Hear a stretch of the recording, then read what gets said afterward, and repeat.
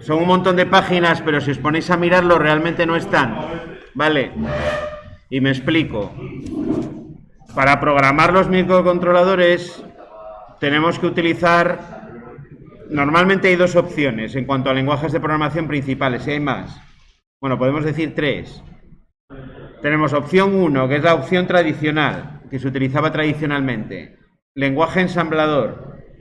Un microcontrolador es un dispositivo electrónico que tiene un lenguaje, digamos, muy cercano al lenguaje máquina, donde tengo una serie de instrucciones que le están diciendo al microcontrolador cómo tiene que manejar sus posiciones de memoria.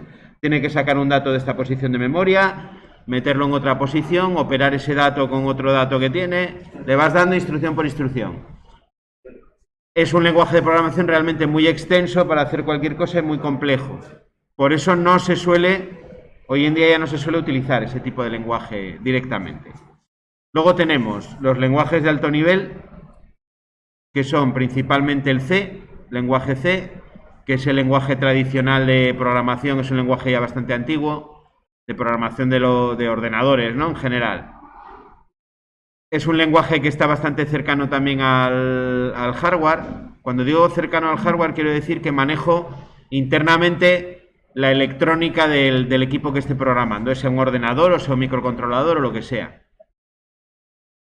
Ese lenguaje de programación tiene luego un montón de versiones. Hay una versión que es el C++, otra que es el C++, ¿vale? Que son adaptaciones de ese lenguaje a lo que llamamos programación orientada a objetos. Programación orientada a objetos vamos a ver un poquito por encima. Veréis que es una manera de programar pues mucho más próxima a lo que sería la manera en la que pensamos las personas y alejándonos un poco de la manera en la que piensan las máquinas, ¿no? Es decir, los lenguajes de programación al final van un poco siempre en la vía de hacernoslo fácil, de hacer que programar sea algo mucho más intuitivo. Y la orientación a objetos es un poco considerar las cosas que yo estoy programando como si fuesen objetos de la vida real, que tienen propiedades, tienen cosas que puedo hacer con ellos, y es un poco programar en esa línea. Ahí tendríamos el segundo, que era, teníamos el primero ensamblador, el segundo el C y sus derivados, o sus adaptaciones, porque luego para los microcontroladores hay adaptaciones del lenguaje C. Y luego tenemos un tercero que es relativamente reciente, que es el MicroPython, o el Python adaptado a microcontroladores, que es todavía un lenguaje un poquito más fácil. Os lo he ordenado de lo más complejo a lo más sencillo. A medida que vamos subiendo en esa escala en esos tres lenguajes, vamos subiendo a lenguajes de más alto nivel. Los lenguajes de alto nivel en programación se llaman los lenguajes donde me alejo mucho del hardware y lo hago mucho más intuitivo. Por ejemplo, lo que nosotros utilizamos con el autómata de lenguaje de contactos, eso podríamos considerar que es un lenguaje de alto nivel, porque aunque estamos tocando y estamos direccionando partes del autómata, de la electrónica del autómata, realmente estamos simbolizando funcionamientos por contactos eléctricos. Yo dentro del autómata no tengo esos contactos eléctricos, es un concepto, ¿no?, que yo estoy haciendo en el programa para poder entenderme. Es decir, lo estoy haciendo de alto nivel, estoy recurriendo a una construcción que yo tengo en la cabeza, que hemos hecho, que hemos utilizado con otro tipo de tecnología para poder conseguir los mismos funcionamientos que yo conseguía con la lógica cableada. Bueno, lo primero de todo sería ver qué es un microcontrolador. Os voy a enseñar uno que tengo aquí con el que vamos a trabajar. La semana que viene vamos a tener unas placas estas y vamos a trabajar con el micro tal cual. No es muy grande. Realmente el micro, bueno, de todo esto tampoco es el micro, realmente el micro es la parte plateada que hay en medio, la aquí, esta que tapa. Realmente el micro está ahí dentro. Y realmente es más pequeño todavía que eso. Debe ser un chip que debe tener como 6 por 6 milímetros de ancho. Luego aquí dentro lo que está tapado hay también una memoria flash, soportada con LED. Todo lo que veis alrededor de todo eso es electrónica para poder conectar con el ordenador y grabar el programa. Podría trabajar directamente con esta pastilla, pero tendría que tener un condensador en su pastilla, tener una resistencia, un par de chorradas para poder conectar el cable con el ordenador y entonces ya lo que viene muchas veces es la placa completa para instalar y trabajar. Luego aquí tiene pines, este está con pines de estos, pero vamos a insertar en una placa de estas, en una protoboard para poder fixarle los elementos, pero una aplicación real diría soldado. Si nosotros pines que aquí metálicos no nos llevaría, lo que haríamos en cada uno de los agujeros sería soldar cables que llegan. Aquí yo pongo el micro USB, hay otros que vienen con el USB de tipo C, para el fabricante opta por una. Luego más cosas que llevan de la placa. Lleva un regulador de tensión. Este funciona a 3,3 voltios, pero sabéis, bueno, no sabéis, no lo sabéis, pero digo, el USB del ordenador a 5 voltios. Entonces lo que lleva es un reductor de tensión para reducir el 5 a 3,3 voltios para que pueda funcionar. Luego hay una patilla donde los 5 voltios que tú tienes por aquí te los saca para afuera para que alimente por lo que quieras. Vale, lo veremos. Realmente la parte del cableado es muy sencilla. El sistema de los microcontroladores hoy en día, tal como están diseñados, tengo muchos módulos que hoy en día construidos que puedo casi acoplar directamente al microcontrolador, con lo cual realmente de diseño electrónico se reduce muchísimo el tema. Si se puede diseñar una placa también, es otra opción, diseño una placa PCB, con lo que yo quiera, con la salida, o herramientas de entrada, con lo que necesite para una aplicación concreta. Y este lo pincho, lo puedo incluso pinchar encima. Hay unos conectores que son que lembra de estos pines, pincho encima y a funcionar. Para eso se hace también, se hace bastante. Se hace, por ejemplo, gente que tiene trabajo con máquinas, que máquinas tragaperras, por ejemplo, se hace. ¿Sí? Se diseña la placa, se mete uno de estos y la placa ya diseñada con lo que ellos necesitan, ¿no? Se mete en el programa y la máquina.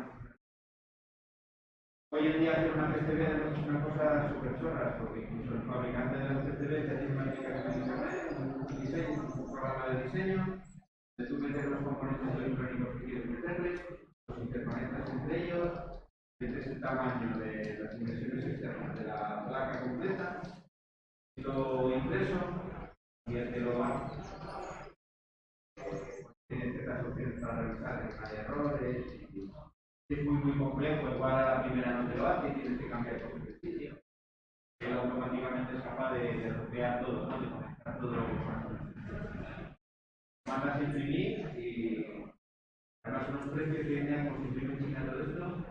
Para la bola que está montada igual tarda un poco más en llegar y más complicado. A lo mejor te imprime, no sé, 100 placas por 100 euros. Tengo que probar la placa. Haces tiradas normales, el precio va bajando. Si no te parece que sobre unos 10 escalas, un millón de placas, por una tercera parte de esto es con lo que vamos a trabajar. Los autómatas que hemos trabajado dentro tienen, como este, tiene control de otra marca. No sé si habéis oído hablar alguna vez de Arduino. No suena Arduino. Esto es Arduino, lo mismo, pero de otra marca. Arduino al final es un microcontrolador que es el ATP, el fabricante. Está montado sobre una placa de desarrollo, que es sobre el que está montado este también, donde yo puedo conectar módulos periféricos, sensores y demás y conseguir una automatización aquí. Por ejemplo, el Celio con el que hemos estado trabajando, el microcontrolador que lleva es el mismo que lleva la computadora. Es decir, esto, al final un autómata es esto, con una interfaz de entrada, una interfaz de salida, y la capa de software que el fabricante del autómata le pone para poder programar los contactos de manera que alguien que viene del mundo eléctrico pueda hacerlo sin ningún problema. Tener que invertir mucho tiempo en formarse y en aprender un lenguaje. Bueno, pues esto es lo que vamos a ver.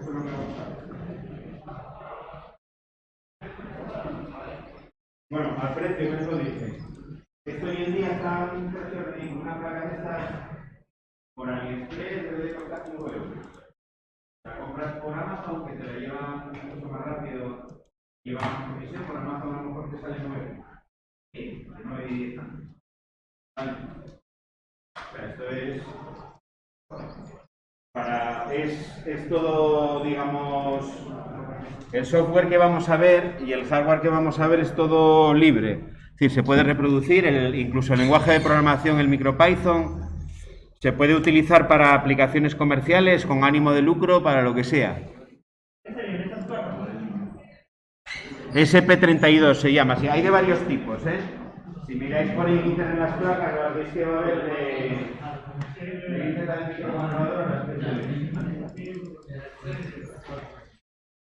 vais a ver las de SP32, la placa de desarrollo, la vais a ver en un montón de versiones. La que nosotros vamos a utilizar es la de SP32, SP32 WROM 32. Y esa viene a su vez de la información. La que nosotros vamos a trabajar es una que viene con 38 pines. Para tener más pines o menos la vais a ver porque hay ciertos pines de microcontrolador que tienen un uso específico. Entonces hay placas que aunque se estén usando, por ejemplo, para la comunicación del USB, ellos te sacan esos pines a la placa fuera y otras placas que no te los sacan porque se supone que no los vas a usar. Entonces, depende, ¿no? La variación son variaciones, teniendo el mismo microcontrolador, son variaciones de los pines que te saca fuera o con otros. Es así, esa es la todavía.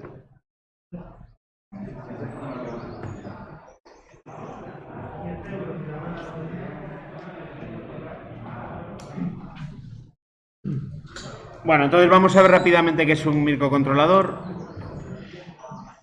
De todos estos apuntes no lo vamos a ver todo, lo vamos a ver un poco por encima, ¿no? Hay una parte segunda de los apuntes, que es donde aparecen ya los ejemplos, que es, digamos, la parte que a vosotros va a ser más útil, ¿no? Bueno, ¿habéis oído hablar del Internet of Things? Del IoT, los famosos IoTs. Esto del Internet of Things, estos dispositivos, son de esos dispositivos que van un poco encaminados en trabajar con esas IoTs. Estos son las cosas que se conectan a Internet, ¿no? El Internet de las cosas, que se diría traducido al español. Es decir, dispositivos que son capaces de conectarse a Internet e intercambiar información o proporcionarnos información. Hay un último ejemplo, uno de los últimos que haremos, que está allí, que va en esa línea. Vamos a conectar, por ejemplo, un sensor de temperatura y de humedad al microcontrolador. Ese microcontrolador, no lo dije, pero tiene capacidad de conexión Wi-Fi Bluetooth incorporada en el propio microcontrolador. Es decir, no necesita... La parte de arriba, veréis cuando trabajemos, que tiene así como una línea como si fuese ondulada y demás, eso es la antena que trae externa ya para el Wi-Fi y para el Bluetooth. Bueno, pues este micro se puede conectar directamente a un Wi-Fi que tengas en sus proximidades y en una página web, un servidor de IoTs de esto, te puede estar haciendo una gráfica con los datos que tú necesites de temperatura y de humedad. Es decir, puedes tener el sensor en casa y tú estar con el móvil y conectarte al servidor y ver qué temperatura tienes, qué humedad.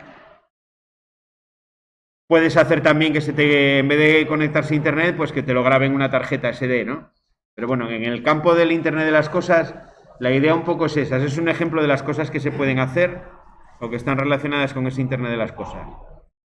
El logo, por ejemplo, el logo 8.3 viene preparado para poder volcar datos al servidor de IoTs que tiene Amazon.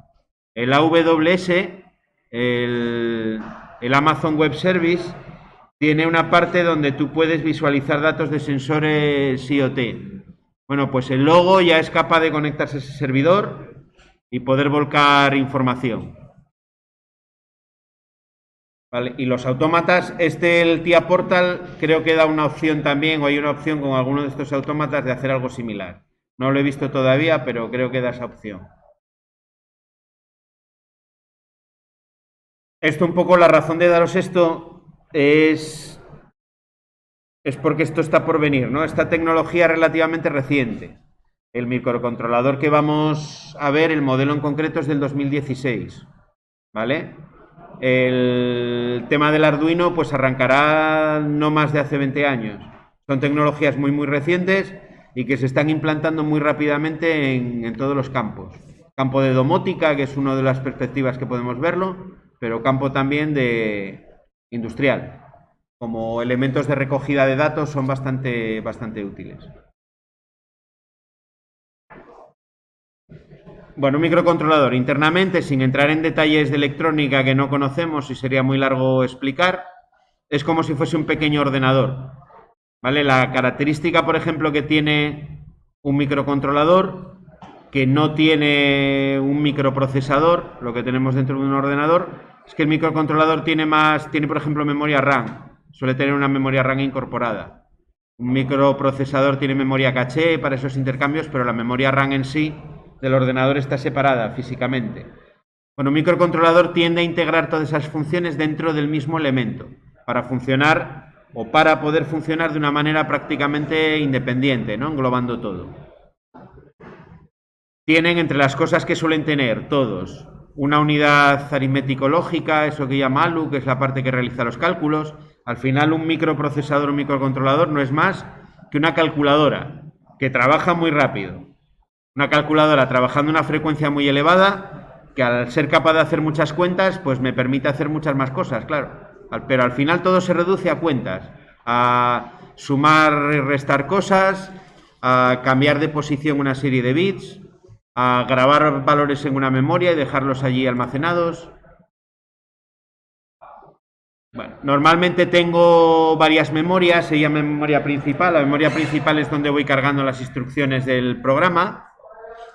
Y bueno, ahí os marca un poco las flechas del intercambio, ¿no? Se van cargando las instrucciones en lo que es la CPU, en lo que realiza los cálculos, se va operando con ellas, los resultados a su vez vuelven a almacenarse en la memoria, etcétera, etcétera. Hay una serie de memorias que se llaman registros, que son las que sobre las que trabaja directamente lo que es la CPU.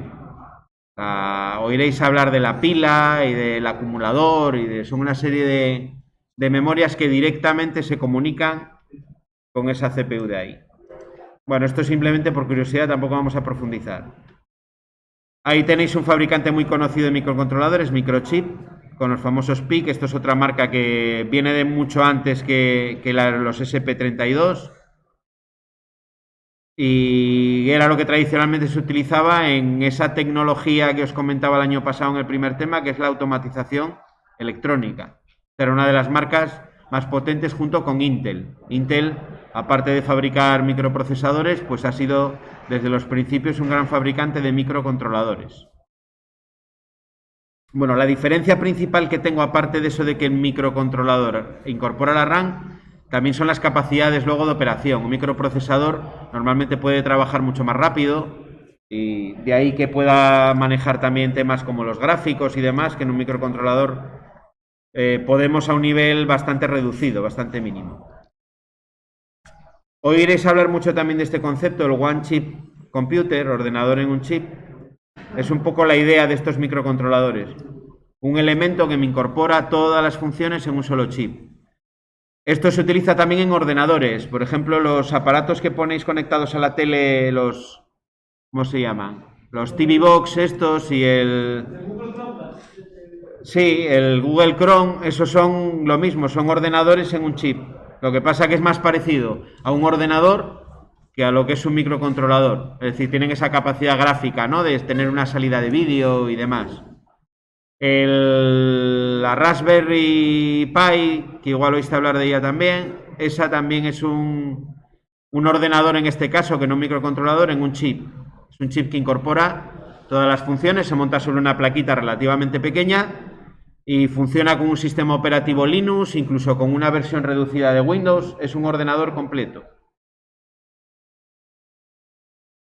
¿Qué componentes necesito, aparte del microcontrolador? Antes os comenté algunos de ellos. Necesito toda la parte de comunicación serie para poder volcar el programa desde el ordenador. Es lo que se llama el puerto serie UART. Esa es la comunicación que tenemos a través del USB con un cable de tipo serie. Es un bus que lleva 4 cables, VCC que es la alimentación, GND que es ground, es la masa, ¿no? O el negativo, y luego RX el receptor y TX el transmisor. Esto es como se comunica, por ejemplo, el Celio lleva este mismo tipo de comunicación. El logo exactamente lo mismo. Vale, el driver de hecho que lleva el que os carga cuando instalamos el Celio es el mismo que lleva la placa que vamos a programar nosotros aquí. Luego lleva resistencias. Resistencias que veremos luego de pull up y pull down para poner los valores de las entradas a un determinado valor. Diodos LED a veces llevan también para señalizar la activación de determinadas salidas. Terminales, luego los elementos típicos para poder conectar con algo externo, ¿no? Con un cable o con lo que sea. La pinta que tiene la placa es esa de ahí. Trae un par de pulsadores solamente. Los pulsadores son para hacer el reset. Vale, el reset y la grabación. Hay uno que pone boot y el otro me parece que pone EN de habilitar. Pero bueno, el que se suele utilizar para resetear el programa y que empiece a funcionar otra vez es el de boot. Es un microcontrolador de 16 bits. Trabaja a unas velocidades, como características tenéis algunas, que tampoco os dirán nada muchas, ¿no? La más importante es que tiene RAM y tiene bastante RAM incorporada. ¿Vale? Tiene hasta 8K de RAM, que eso para un microcontrolador es más que suficiente, pero es que encima el fabricante le mete 16 hasta 16 megas de memoria flash. Memoria flash es donde yo puedo guardar el programa y todas esas cosas. Vale. Puedo guardar datos, puedo guardar archivos también. 16 megas para un microcontrolador nos dirá mucho, pero es muchísima memoria por un aparato de estos. Funciona a una frecuencia pues como la que podría funcionar un ordenador, que es también una cosa bastante ventajosa para estos aparatos. 2,4 GHz. Son frecuencias de un microprocesador de ordenador. Tiene un sensor de efecto Hall, que es un sensor que detecta magnetismo. Yo no le he visto todavía la utilidad, lo he intentado probar, pero no entiendo bien para qué puede servir, porque además es súper sensible. Tiene conversión analógico-digital, es decir, puedo trabajar con entradas analógicas, no con salidas, pero con entradas sí. A entradas que puedo conseguir precisiones además muy grandes con este aparato. Tengo sensores capacitivos, es decir, le podría directamente conectar a ciertas entradas del microcontrolador sensores de estos que por contacto, por ejemplo, de la mano ya me detectarían para hacer activaciones. Puede trabajar en modo de ahorro de energía de muy bajo consumo, que se llama. Es decir, estar funcionando y absorber microamperios, corrientes muy pequeñas. Con lo cual, si yo tengo una aplicación donde quiera meterle una batería, pues me va a aguantar bastante bien. Bueno, tiene internet, que es lo que le hace bastante interesante para poder trabajar directamente en la red. Hay otros, por ejemplo, como el Arduino, los que llevan el Arduino, que para ponerle internet tengo que ponerle un módulo externo porque no lo tienen. Es algo que en los microcontroladores no es muy común tampoco que lleve incorporado el internet, o no lo era hasta ahora. Como lenguajes de programación, os decía, esto ya lo comenté antes, tenemos el C, que es el que utiliza, por ejemplo, el Arduino, tiene una versión de C. El software del fabricante de este microcontrolador, el propio del fabricante, también es C. Y nosotros vamos a utilizar la otra opción, que es la del MicroPython, porque es bastante más sencillo. Tiene una ventaja además, que el MicroPython me permite interactuar en tiempo real con el microcontrolador. No sé si alguna vez abristeis el símbolo del sistema en Windows. ¿Alguien fue lo suficientemente intrépido para hacer cosas desde el símbolo del sistema? Ahora resulta que lo visteis todos y quedó fatal. Bueno, el símbolo del sistema en Windows al final es la manera de acceder al sistema operativo, digamos, directamente, ¿no? Dándole instrucciones en modo texto directamente. Yo con este microcontrolador en tiempo real puedo acceder a través de un programa del ordenador, puedo acceder a un prompt, que es como se llama, pues donde me sale, donde yo puedo escribir, y darle instrucciones directamente en tiempo real al microcontrolador. Cuando utilizo, por ejemplo, Arduino o utilizo ese lenguaje C, yo no puedo hacer eso. Yo lo que hago es, hago un programa, lo compilo, se lo vuelco al microcontrolador y el microcontrolador está trabajando de manera independiente. Si yo quiero saber lo que está haciendo, tengo que configurar en el microcontrolador una comunicación serie y mandar los datos a través de puerto serie al ordenador. Pero yo no puedo darle órdenes en tiempo real, no puedo parar directamente la ejecución del programa. ¿Vale? Todo eso con este sí que lo puedo hacer, con el MicroPython. El MicroPython es un lenguaje, vamos a ver, que es interpretado, no se compila. Entonces, al no compilarse, yo puedo trabajar directamente con las instrucciones sobre el componente. Lo hace un poco más lento porque, aunque no se compila, al final sí que tiene que compilarse, ¿no? Tiene que traducir lo que estoy diciendo al lenguaje máquina, pero lo hace en tiempo real. Si yo le quito la tapa al microcontrolador que os enseñé antes, lo que se ve es eso de ahí. Este es propiamente lo que es el microcontrolador, que es nada, debe de ser de 6 por 6 milímetros, 7 por 7, algo así, muy pequeño. Y luego esto que tenéis aquí al lado es la memoria flash. La memoria que incorpora está ahí. Luego lleva condensadores por aquí, resistencias, el reloj este que fija la frecuencia del circuito, ¿no? El cuarzo, elementos electrónicos para que pueda funcionar ya de manera independiente. Es decir, esta pastilla que está aquí, esto, que está rodeado por los pines, es lo que propiamente es el microcontrolador. Yo si diseño con un programa de estos de diseño de PCBs una aplicación completa, prescindiendo de la placa de desarrollo, que tenga su reductor de tensión, sus relés y demás, me haría falta solamente soldar este componente de aquí encima de la placa, no necesitaría el resto.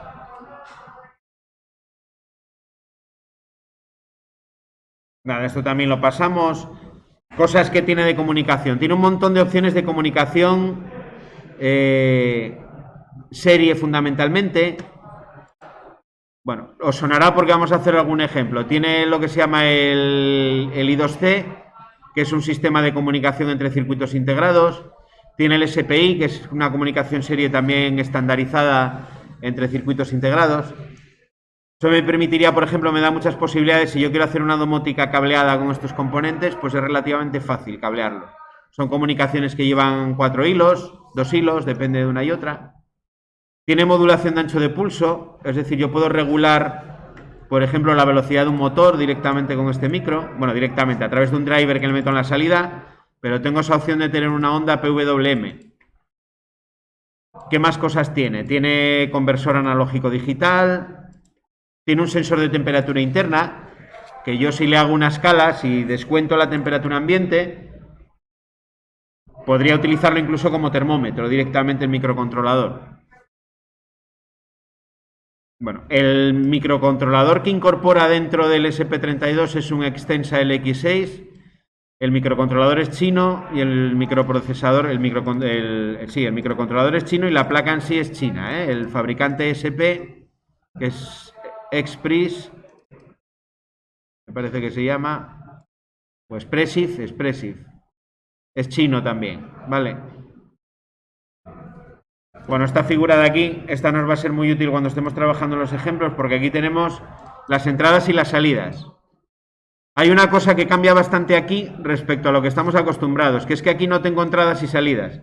Tengo pines, estos que pone GIPO 36, 39, esos son entradas-salidas de propósito general, si lo traducimos. General Input Output Purpose, algo así es la traducción en inglés. Es decir, yo los puedo configurar para que sean entradas o para que sean salidas según me convenga.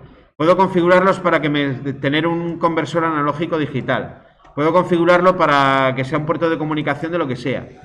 Realmente lo puedo configurar casi todos para casi todo.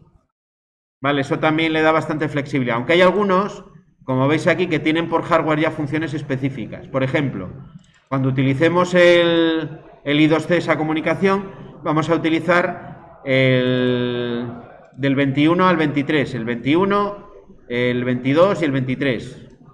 Perdón, el 22, el 1, el 3 y el 21. Estos que están aquí en rosa, aquí arriba. Vale, en esta parte de aquí arriba a la derecha. Bueno, los iremos viendo.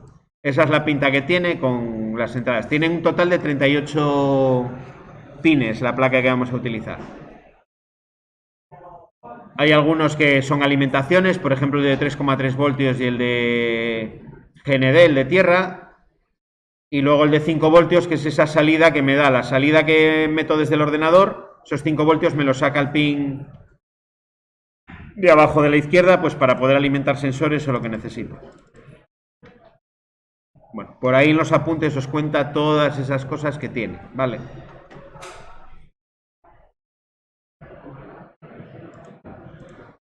Bueno, luego aquí os traería, esto lo vamos a pasar un poco por encima también, ¿eh?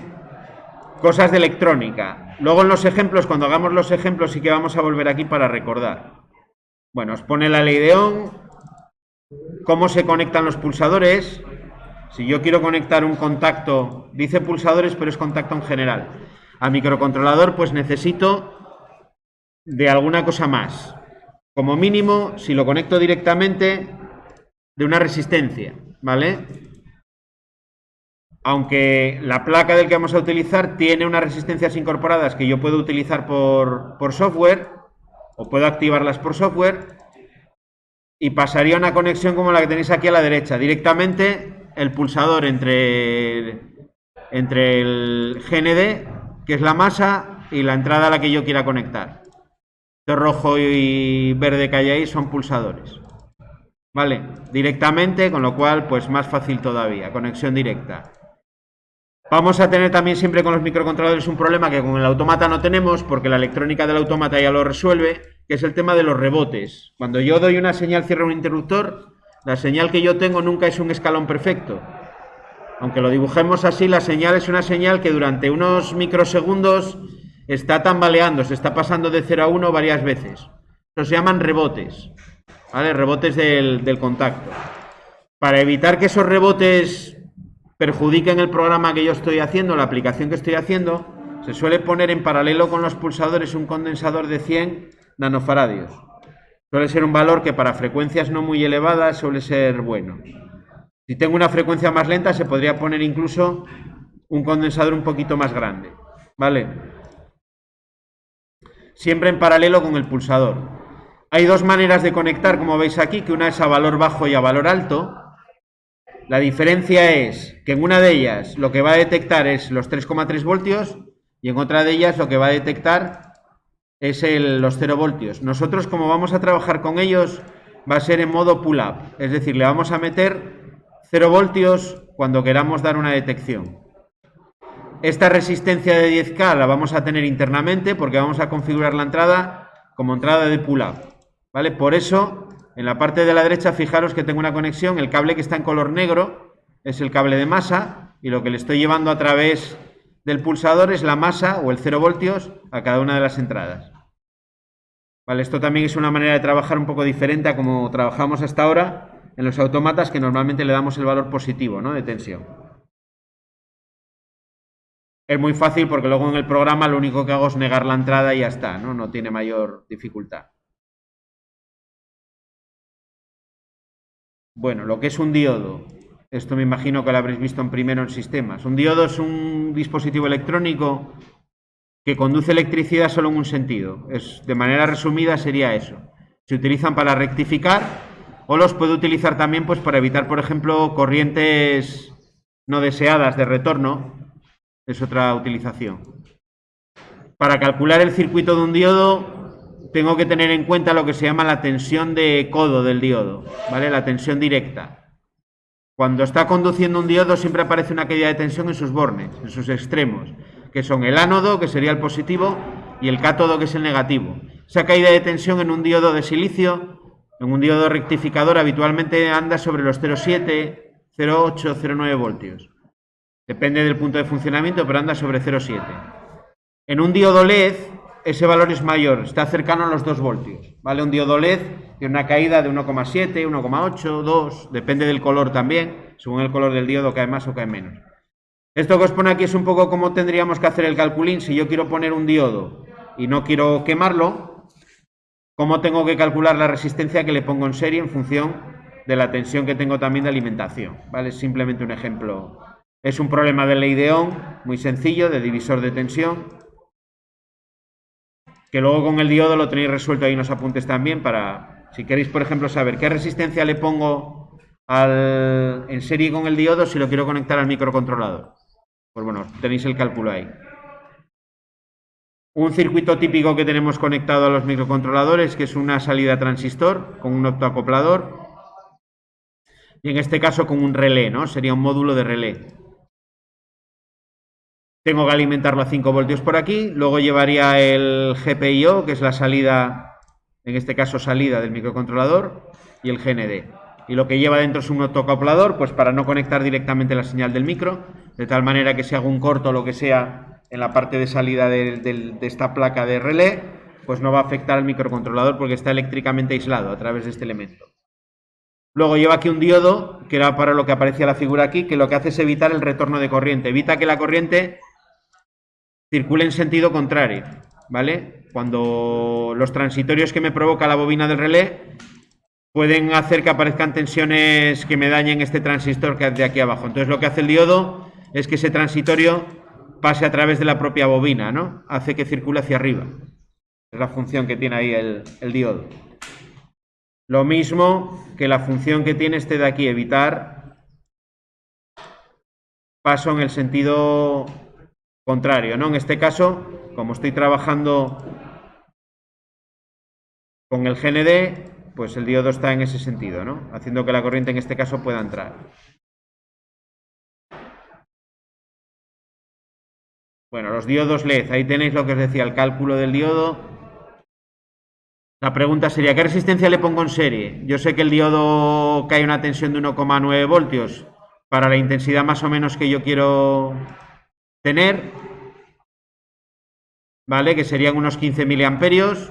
Las salidas del microcontrolador aguantan hasta 40 miliamperios. Entonces tengo que asegurarme de no meterle más corriente de la que soporta el LED y no meterle más corriente de la que soporta el microcontrolador. Es decir, de limitar la corriente, que es para lo que utilizo esa resistencia. Entonces la cuenta es un problema de ley de Ohm. La tensión de 3,3 menos la que pierdo en el diodo es igual a la intensidad por la resistencia. Despejo la resistencia, como la intensidad la conozco y las tensiones también, me sale que aproximadamente unos 100 ohmios, que es la resistencia que le vamos a poner cuando conectemos el diodo con el microcontrolador. Esto está calculado para uno de color rojo, me parece. El transistor, las famosas salidas a transistor que comentamos también alguna vez, ¿no? En los autómatas. Las salidas a transistor de un autómata son algo como esto de aquí. Este es un transistor de tipo, este en concreto es un MOSFET. Los MOSFET, creo que el otro, el BJT, alguna vez lo habíamos comentado. El BJT es un transistor dispositivo de 3 terminales que cuando le meto por el que se llama base corriente, deja que circule corriente entre colector y emisor. Podríamos decir que es un interruptor controlado por corriente. El MOSFET es un transistor que se controla por tensión en vez de por corriente.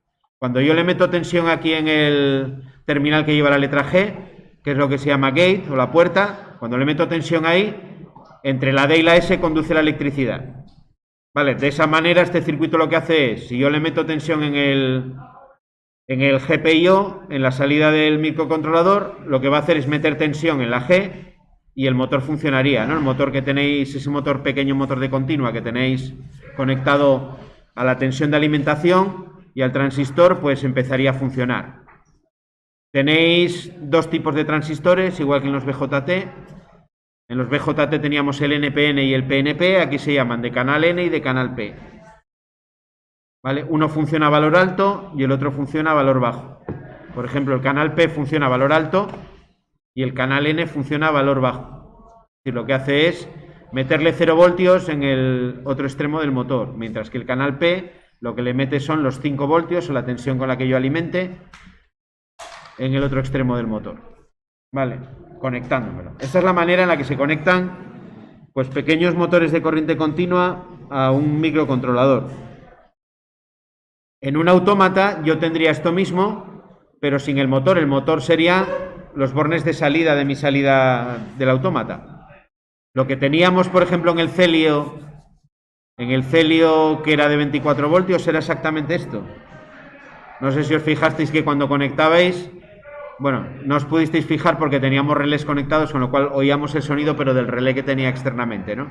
Pero si yo trabajo sin los relés, no vais a oír nada en la salida, no hay ningún tipo de elemento mecánico, es una conexión puramente electrónica o eléctrica de la salida. Esto hace que yo pueda funcionar aquí a frecuencias que con un relé es impensable. Un relé por encima de 10 hercios no lo voy a hacer funcionar nunca, no lo hago funcionar, mientras que una salida de estas puede llegar a kilohercios tranquilamente. Depende de lo que le conecte, pero normalmente se puede llegar hasta el rango de kilohercios sin problema. Bueno, ahí tenéis, lo leéis por curiosidad. Un ejemplo de esto, un módulo que viene con este tipo de transistores, es lo que se llama un puente de transistores. ¿Vale? Es un módulo que viene ya tal cual. Este puede llevar hasta 2 amperios por motor, para motores de corriente continua. ¿Vale? Pequeños motores de corriente continua. Esto tiene aplicación, por ejemplo, en robótica y en cosas así. se utiliza este tipo de módulos.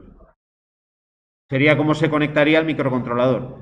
Tiene una serie de pines que son los que me activan el motor, que son estos que están aquí en colores, y luego lleva otros que son de alimentación. Yo alimento a 12 voltios, por ejemplo, el módulo del motor, a través de aquí de una toma de 12 voltios.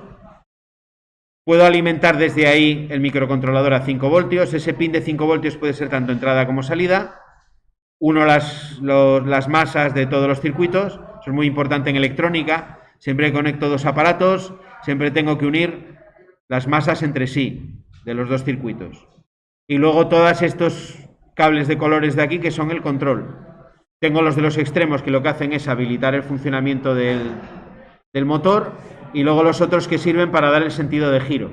Algo parecido a lo que hacíamos en el variador. Con los dos, el amarillo y el verde, controlo el motor de la izquierda, y con el gris y el naranja controlo el de la derecha. Bueno, luego continuamos.